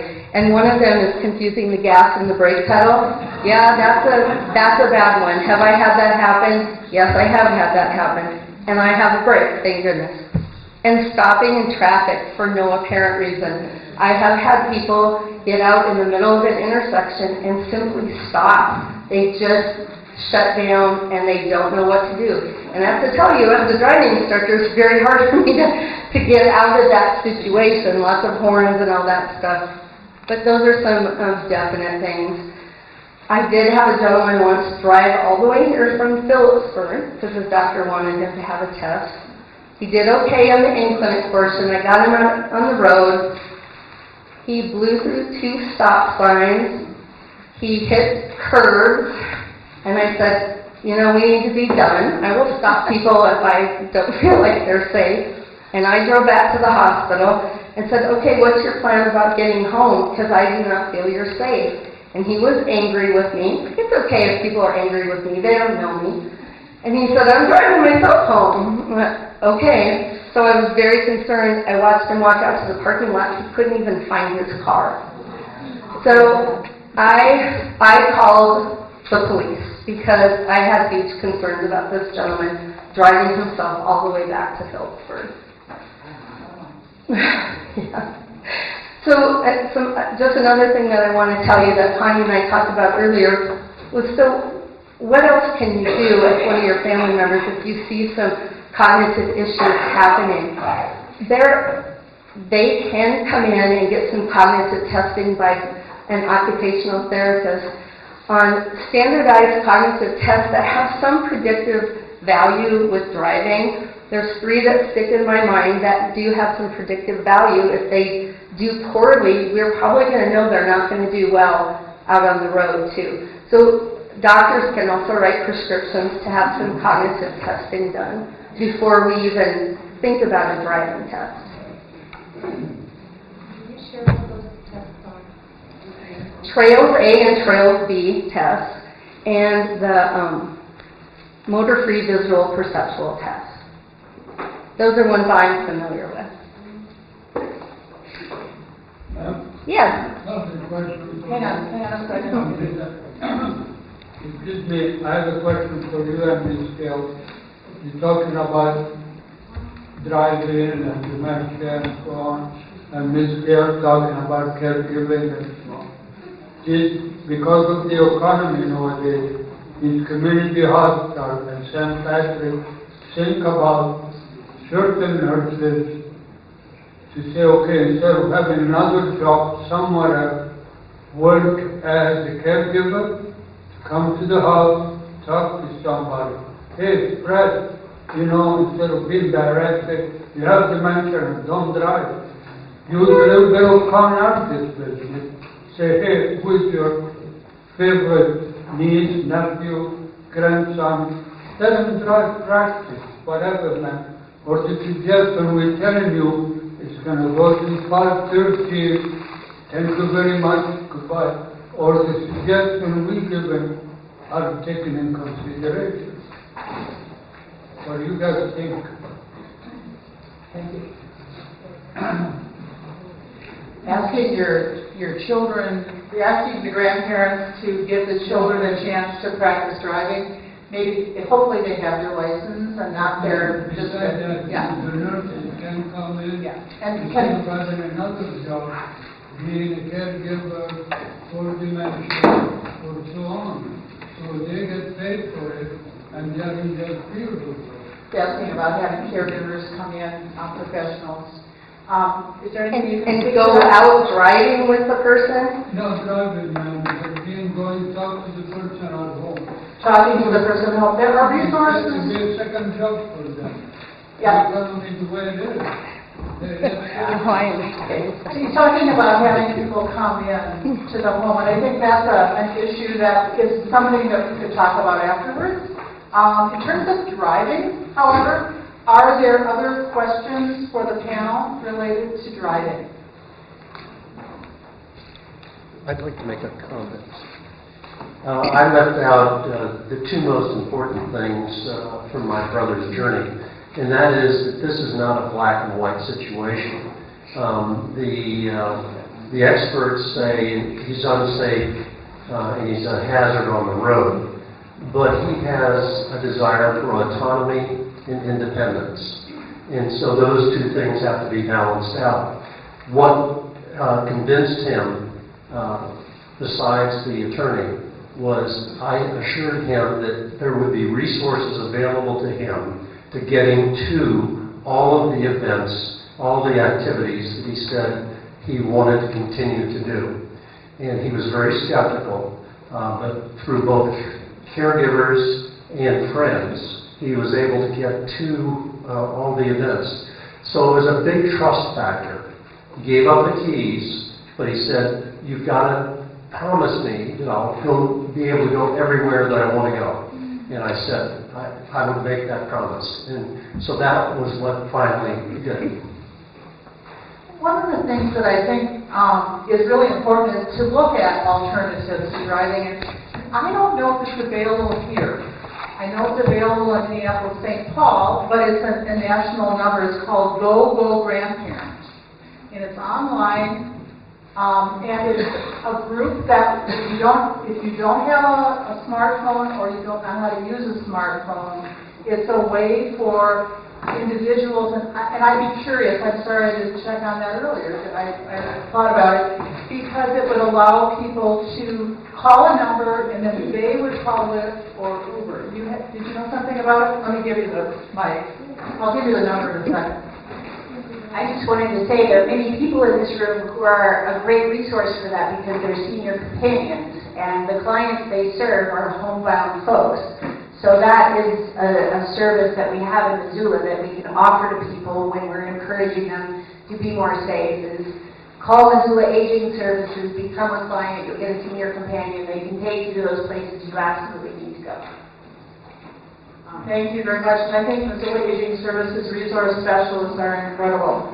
Let me give you the GoGo grandparent, just in case it is helpful. I know it may work for Lyft or Uber.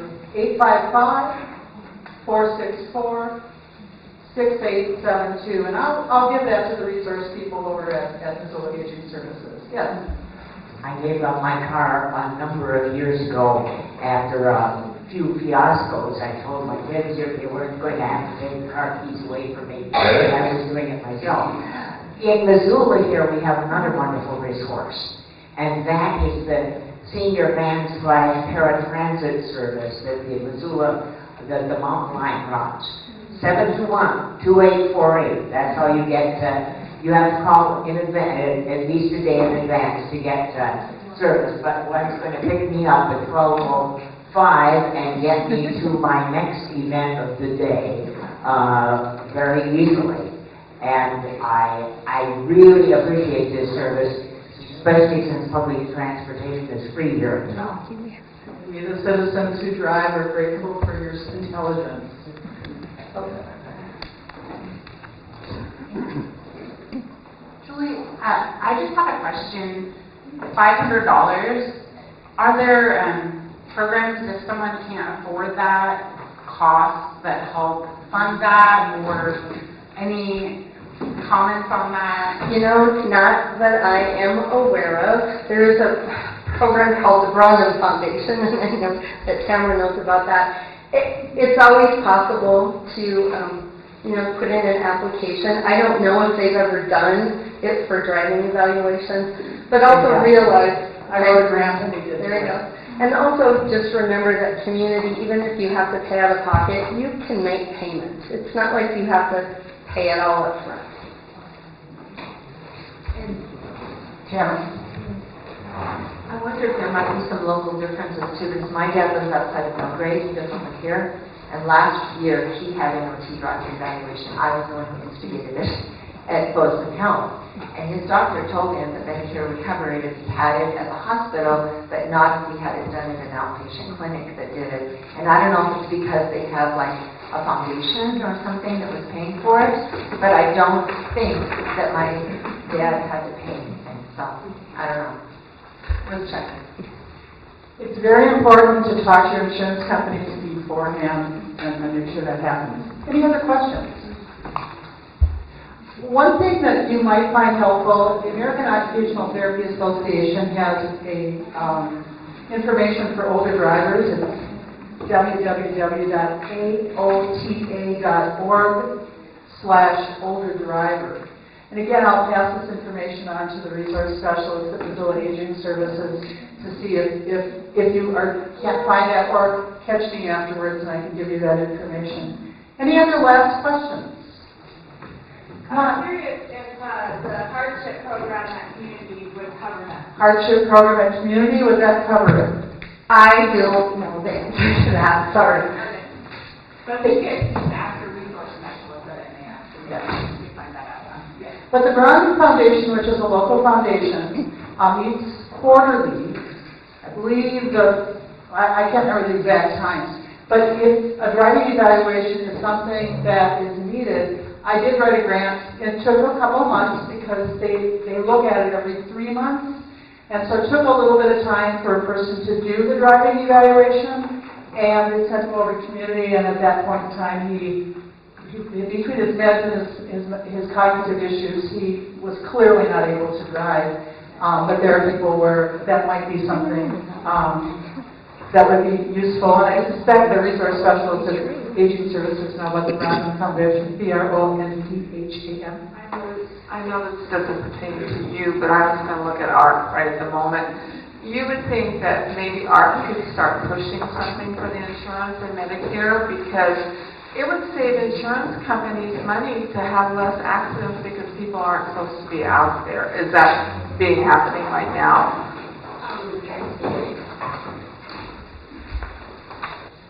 I'm not sure that specific issue is on our radar, but I will pass it up the chain to our advocacy folks. And we often don't get involved in some of the more specifics about what's covered or what's not. We're just trying to protect Medicare in its current state. So, but I will pass that on.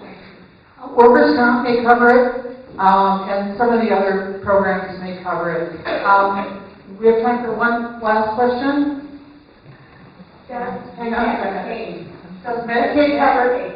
Medicaid does not cover it. No. They follow Medicare guidelines typically. Thank you very much, Alicia. Do you have any grand finale here? Thank you, folks. I think for your wisdom and experience.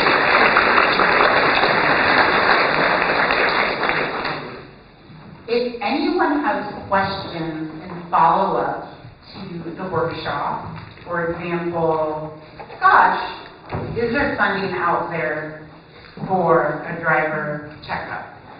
Please call Missoula Aging Services and set up an appointment with a resource specialist, and they will assist you with researching those questions. Thank you for coming today. Thank you to all of our partners and all of the volunteers that made this workshop possible. I encourage you to stick around to visit the tables for a few minutes. Also, if you have paper in front of you that you would like to recycle, Kathy has a basket in the back. drop it in there. You can drop any of your evaluations or forms in there, and we'll sort it through. Thank you so much.